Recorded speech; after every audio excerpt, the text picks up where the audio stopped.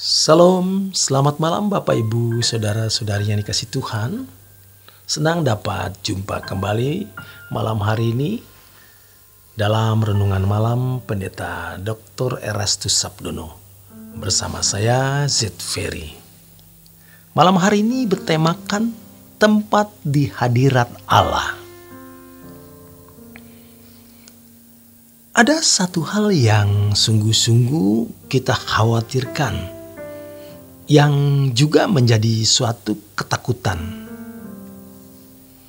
Kalau jemaat yang dilayani tidak memiliki kerinduan untuk memiliki tempat di hadirat Allah. Salah satu buktinya tidak sanggup berdoa lebih dari 10 menit. Tidak mampu berdoa lebih dari 15 menit. Sepertinya tidak membutuhkan dia. Kalaupun berdoa ke gereja, ikut doa puasa dan lain-lain, yang dibutuhkan itu bukan Tuhan sendiri, melainkan pertolongannya. Tipis memang bedanya antara Tuhan dan berkatnya, antara Tuhan pribadi dan kuasanya. Kita harus merasa membutuhkan Tuhan, yaitu Tuhan sendiri. Ini sebuah fakta, di mana kalau seseorang jatuh cinta kepada orang lain atau sosok, misalnya seorang wanita mencintai pria, dia ingin punya tempat di hatinya. Tapi pria itu belum tentu merespon dengan baik, sehingga seperti bertepuk sebelah tangan. Dia ingin berbalas. Sang pria menyambut tepukannya. Tapi pria itu belum tentu mau menyambutnya. Dan kalau boleh dibahasakan, wanita ini berkata kepada pria itu, "Beri aku tempat di hatimu." Atau pria jatuh cinta kepada wanita dan dia tidak bisa tertarik pada wanita lain karena dia merasa wanita ini paling cantik, paling memikat hatinya. Dan seakan-akan dia berkata, "Beri aku tempat di hatimu. Aku membutuhkan engkau." Jadi jangan heran kalau orang bisa bunuh diri ketika cintanya ditolak.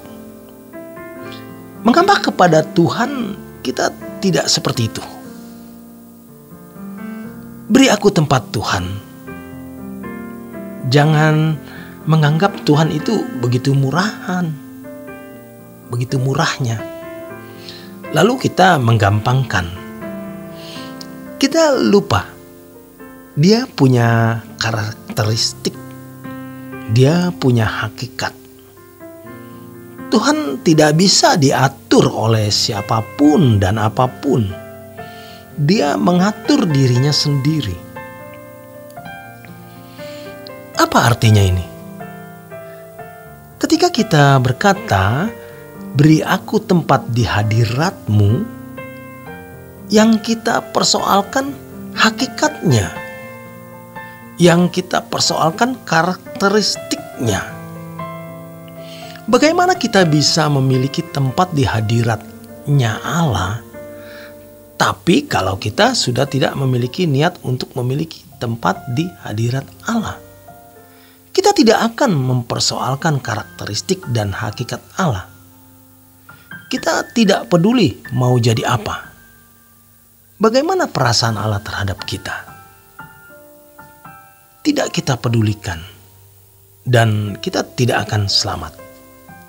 Jangan menganggap dengan percaya Yesus sebagai Tuhan dan Juru Selamat, otomatis kita masuk surga.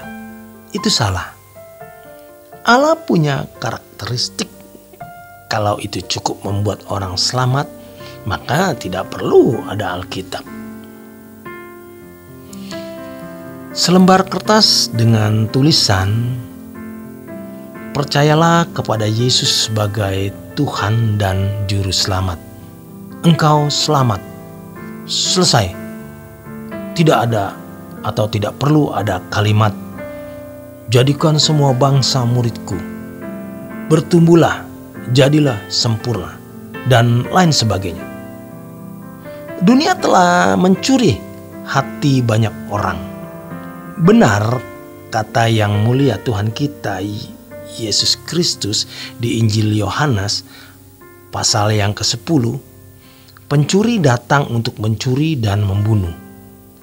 Dia mencuri hati sehingga kita tidak punya kerinduan ada di hadapan Allah. Ada banyak kerinduan, keinginan, hasrat. Ada desakan banyak kebutuhan, tapi bukan di hadirat Allah. Mempercayai Allah ada saja. Rasanya sulit. Kita tidak mampu menjangkau keberadaan Allah. Itu yang kita khawatirkan dan takuti. Mengapa? Karena itu sudah terjadi dalam hidup kita. Itu terjadi dalam hidup seorang teolog, seorang dosen, pendeta yang tidak membara untuk mencari tempat di hadirat Allah. Orang-orang seperti ini yang hari ini tidak merasa membutuhkan tempat di hadirat Allah, jangan harap dia punya tempat di kekekalan nanti. Allah bukan Allah yang murahan. Dia terikat dengan karakteristiknya. Dia punya hakikat.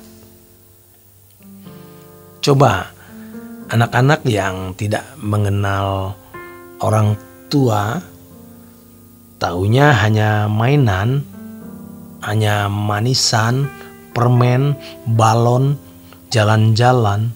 Dia tidak pernah mengerti dan belum mengerti memang papanya punya perusahaan multinasional.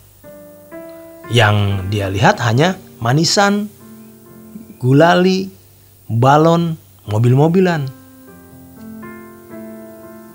Mari kita melihat Allah yang besar, yang dahsyat, dari kekal sampai kekal. Dan kita boleh menjadi anak-anak Allah kalau kita mengerti hal ini. Perburuan kita akan Tuhan adalah hal yang utama dan satu-satunya dalam hidup. Tuhan akan menandai orang-orang yang sungguh-sungguh. Yang masih muda-muda, bersyukurlah. Karena di usia muda sudah diarahkan kepada kekekalan seperti ini. Pasti kita tidak akan pernah menyesal. Tapi lihat, banyak anak-anak muda yang mata hatinya dibutakan dan semakin buta. Sampai titik tidak bisa mengerti ada Allah yang hidup